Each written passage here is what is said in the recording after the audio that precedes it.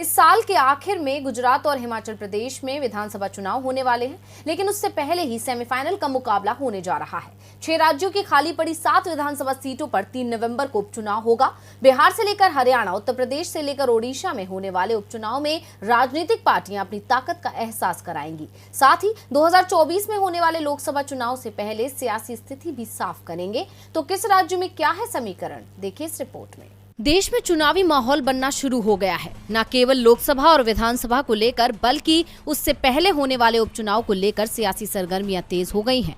बिहार के मोकामा और गोपालगंज, महाराष्ट्र के अंधेरी पूर्व, हरियाणा के आदमपुर, तेलंगाना के मुनुगोडे, उत्तर प्रदेश के गोला गोकरणनाथ और ओडिशा के धामनगर विधानसभा क्षेत्र में चुनाव होंगे। इन चुनावों की अधिसूचना 7 अक्टूबर को जारी होगी। 3 नवम्बर को चुनाव होगा। इसके बाद मतों की गिनती 6 नवम्बर को होगी। गुजरात और हिमाचल में विधानसभा चुनाव से पहले इन चुनावों को पीएम मोदी की शक्ति परीक्षा के रूप में देखा जा रहा है। अब अगर इन राज्यों में सियासी समीकरणों पर गौर करें तो बिहार की गोपालगंज सीट पूर्व बीजेपी मंत्री के जाने के बाद खाली हुई है। उपचुनाव में सुभाष सिंह की पत्नी कुसुम देवी का बीजेपी के टिकट पर चुनाव लड़ना लगभग तय माना जा रहा है। महागठबंधन की तरफ से किसे टिकट दिया जाएगा, इसे लेकर अभी स्थिति साफ नहीं है।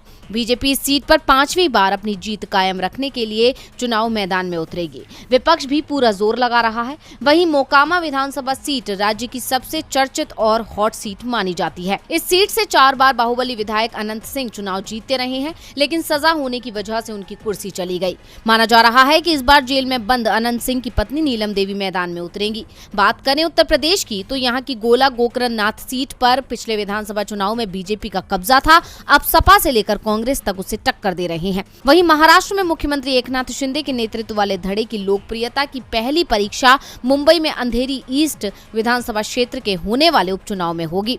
शिंदे गुट ने मुंबई नगर निगम के पूर्व पार्षद मुरजी पटेल को उपचुनाव के लिए अपना उम्मीदवार बनाया है।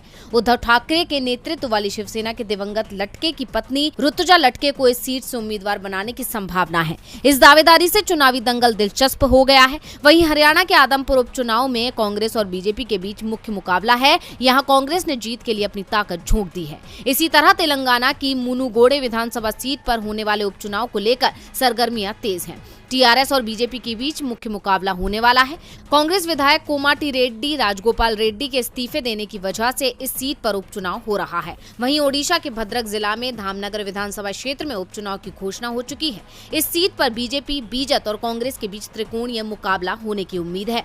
कहा जा रहा है कि सियासी समीकरण बीजेपी के पक्ष में जा सकते हैं। अब 6 राज्यों में चुनावी दंगल तेज हो गया है। ऐसे में देखना होगा कि कौन कहां से बाजी मारता है।